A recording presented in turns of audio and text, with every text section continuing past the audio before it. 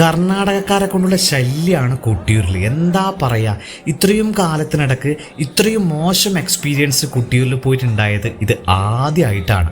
ഇപ്രാവശ്യം കൊട്ടിയൂർ പോയ ആളുകളാണെങ്കിൽ നിങ്ങൾക്കും ഇതേ അനുഭവം ഉണ്ടായിട്ടുണ്ടാവുമെന്ന് ഉറപ്പാണ്. ഈ വിഷ്വല് കണ്ടാൽ തന്നെ നിങ്ങൾക്ക് മനസ്സിലാവും, സാധാരണ രീതിയിൽ ഇത്രയും അധികം ആളുകൾ കൊട്ടിയൂരിൽ എത്താറില്ല. പക്ഷേ ഈ കഴിഞ്ഞ 2 വർഷമായിട്ടാണ് ഇത്രയും ഭക്തജനങ്ങൾ കൊട്ടിയൂരിൽ എത്തുന്നത്. അത് പ്രധാനമായും കർണാടകയിൽ നിന്നുമുള്ള ആളുകളാണ്.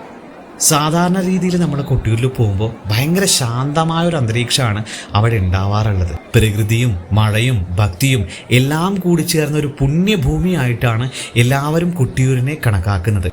എന്നാൽ അതൊക്കെ നശിപ്പിക്കുന്ന തരത്തിലുള്ള പ്രവൃത്തികളാണ് ഈ കർണാടകക്കാരുടെ ഭാഗത്തു നിന്നും ഉണ്ടാവുന്നത്. ഏറ്റവും പ്രധാനപ്പെട്ട കാര്യമായി പറയാനുള്ളത്, നമ്മൾ പുണ്യതീർത്ഥമായി കരുതുന്ന ബാവലി പുഴയെ അവരത്രയും മലിനമാക്കുന്നു എന്നുള്ളതാണ്. സോപ്പ് ഉപയോഗിച്ച് കുളിക്കുകയും മുഷിഞ്ഞ വസ്ത്രം ആ പുഴയിൽ നിക്ഷേപിക്കുകയും ചെയ്യുന്നുണ്ട്. അത് പലയിടത്തായി കെട്ടിക്കിടന്ന് വളരെയധികം ദുർഗന്ധമാണ് കൊട്ടിയൂരിൽ ഉണ്ടാക്കുന്നത്. ഇന്ന് നമ്മൾ പോയപ്പോൾ 4 മണിക്കൂറോളം ക്യൂ നിന്നിട്ടാണ് കൊട്ടിയൂരിൽ ദർശനം കിട്ടിയത്. ആ 4 മണിക്കൂർ ക്യൂ നിൽക്കുമ്പോൾ പല ഭാഗങ്ങളിലായിട്ട് നമുക്ക് ഈ ദുർഗന്ധം സഹിക്കേണ്ടി വന്നിട്ടുണ്ട്. മറ്റൊരു കാര്യമെന്ന് പറയുന്നത്, ഇല്ലാത്ത ആചാരങ്ങൾ അവിടെ ഉണ്ടാക്കാൻ ശ്രമിക്കുന്നു എന്നുള്ളതാണ്.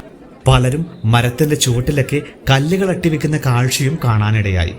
മറ്റൊരു പ്രധാന പ്രശ്നം, ഒട്ടും സഹകരണ മനോഭാവം ഇല്ല എന്നുള്ളതാണ്. ഇത്രയും ദൈർഘ്യമേറിയ ക്യൂവിൽ നിൽക്കുമ്പോൾ തള്ളുകയും ഉന്തുകയും വഴക്കിടുകയും തർക്കിക്കുകയും ചെയ്യുന്ന മനോഭാവമാണ് കർണാടകക്കാരുടെ ഭാഗത്തു നിന്നും ഉണ്ടാവുന്നത്. ഭക്തിയും വിശ്വാസവും എല്ലാം നല്ലത് തന്നെയാണ്. മറ്റ് സംസ്ഥാനങ്ങളിൽ നിന്നും ഭക്തജനങ്ങൾ നമ്മുടെ കേരളത്തിലെ ക്ഷേത്രത്തിൽ എത്തുകയും പ്രാർത്ഥിക്കുകയും ഒക്കെ ചെയ്യണം എന്ന് തന്നെയാണ് ആഗ്രഹം. പക്ഷേ ഇത്തരത്തിലുള്ള പ്രവൃത്തികൾ സഹിക്കവയ്യാതെയാണ് ഇങ്ങനൊരു പ്രതികരണം അറിയിക്കുന്നത്.